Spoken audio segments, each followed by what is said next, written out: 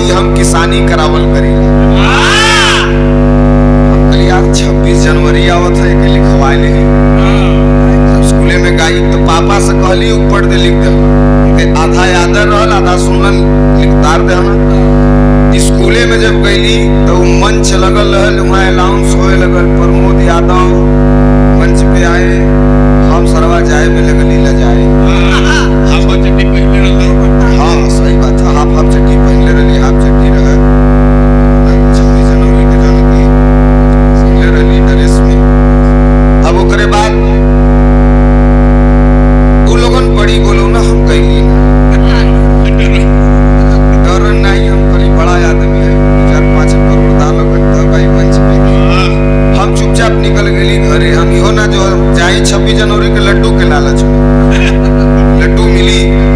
लेकिन जो ना कि दिन लड्डू ना लेली घरे आके छोटका भाईवा हमार रहलू पौलस उसे छोड़ के आधा खैली लड़के हमारे हिस्सा दे कह के रे तू भाग गेला तो तोहार काम कर यही मिले दे खैली। श्यामलाल मम्मा बरुड़ा नदी हो हमन के बनारस में वही बरुड़ा नदी आके गंगा जी में मिलल है तो बरुड़ा नदी और गंगा जी का मिलन भयल तो यही से वाराणसी नाम पड़ गया। तब से जाकर कहली कि बड़ा विराह सुनला हम रहूं वाला कोना गाँव तो सुना देली याद कैले ले रही सुना देली तो वहाँ जितना लोग रहलन गाते थे तब ओके जब एक लाइन का एक का 2 लाइन गौली जा तब जितना जाने रहना कोई 10 कोई 20 कोई 50 5 रुपया हम गौली कुल मिला जुला के 275 कल यार ऐसे बढ़िया कोनो काम है ना गली घरे। अब घरे गली तो हमार छोटका चचा कहले कि घरे कहाँ रहले रे कली कत्तो नहीं कल सारे पढ़े के तो तय कहाँ घूमत हो उठौना गोजी मारे बदे तले निकाल के पैसा हम कली चचा है गिरल ल कोई के पौनी हां तो अभी डेली जाइए कखे नया नया धूम सीख सीख के वही टेपोवे में मरवाइले मछरी के कहाँ सूखी पोखरी यह गुलापन जाए को वहाँ गाई कबो 40 रुपया कबो 50 रुपया पाई है। जब घरे आई जो चचा मारे को तब कहीं चचा ही पौली चचा लगा कि ना ठीक जो पढ़ता यार से। अब श्यामलाल मम्मा के मन में पता नहीं का है नदी के तीरे गईली तो हम कली की आज एक तो के बिरहा सुनाई पीर रस इंदल हरण में का सीख ले होली की जमाने की दीवार सदा टूटती है मोहब्बत के मदहोश पानी के आगे जवानी ना होती है बस में किसी के खुदा भी चुका है जवानी के आगे। हम बोलता है दलित वही में तबले जवन है वो लोगन बड़ा खुश भइला कि यार इतना इंदल हरण का देलस ओ दिन पहली बार हमार कमाई 400 को भइला ओमन से 100 रुपया धीरे से जेबा में रखली 300 घरे लेके अली। श्यामलाल मम्मा कहला कि चल तो के रामदेव गुरु जी का और चंद्रिका गुरु जी का श्रद्धांजलि आज भी मनेला बनारस में 23 फरवरी के कल वही में तुके गवाए थे ठीक है धोती कुर्ता अब लगल पैजामा कुर्ता सियाए हमार बड़ा खुश है पैजामा कुर्ता पहिर के वो दिन एकदम ठाट बाट में एकदम जात आए के एकदम मंच में बैठली हम कहले हमार पारी कब आई सब वहाँ गावत बा सब एक से एक खाकड़ गवैया। अब वो दिन हम नाम सुन ले रही लेकिन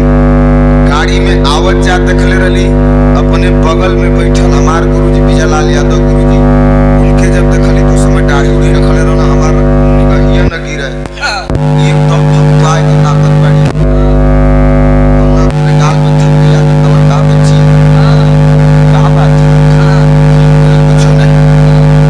पान नहीं आई बा कल बने आवत है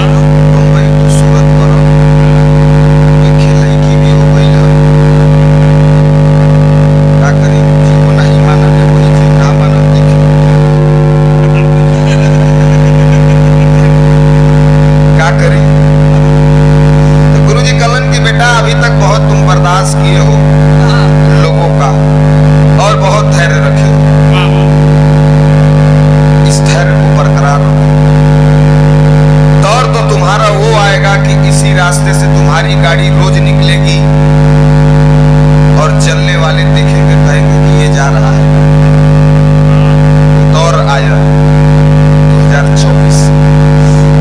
चलो, लेकिन अब यो पता लगा लेकिन उससे फर्क नहीं है। हम बोले जब जनता का आशीर्वाद, आप लोगन का प्यार, रोके वाले को कोई रोकी भी आ चलते रही। कथी जन महीना में 30 चगावत है, अगर तू लोगन का प्यार मोहब्बत रही तो कम होबो करी, तो जब 29 चगावत है तो 35 हो जाई, अरे 25 हो जाई, है ना। माइक भले तो RCD दे भैया। अब तू लोगन बतावत यही बहाने हम बताऊ दिली अपन आप बीती बतावत अपन आवाजों कर मान ली। लोकगीत शेषमणि चचा बिरहा सुनवा लोगन। अब बैठा तो लोगन के अब एक बिरहा हम ऐसा सुनावत है, बात सही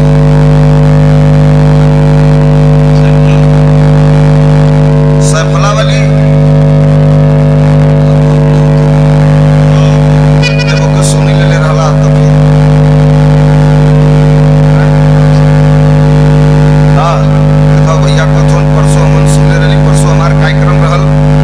सतहरिया से कट के रास्ता गल सुजहां। हाँ सुजहां तभी वही जो हमार गाड़ी उतर गई खेते, वहाँ के जौन प्रधान जी रहा राति के बतिया नहीं सर कि बिहाने हम खुद सोचली कि बस न हो कि जौन तन्नी से अटकल हो वो कहीं ठेल रहे, लेकिन बिहाने बेचारू बड़ा मदद कैलन, गाड़ी तो निकल गई। हाथ जोड़ के कहली कि चचा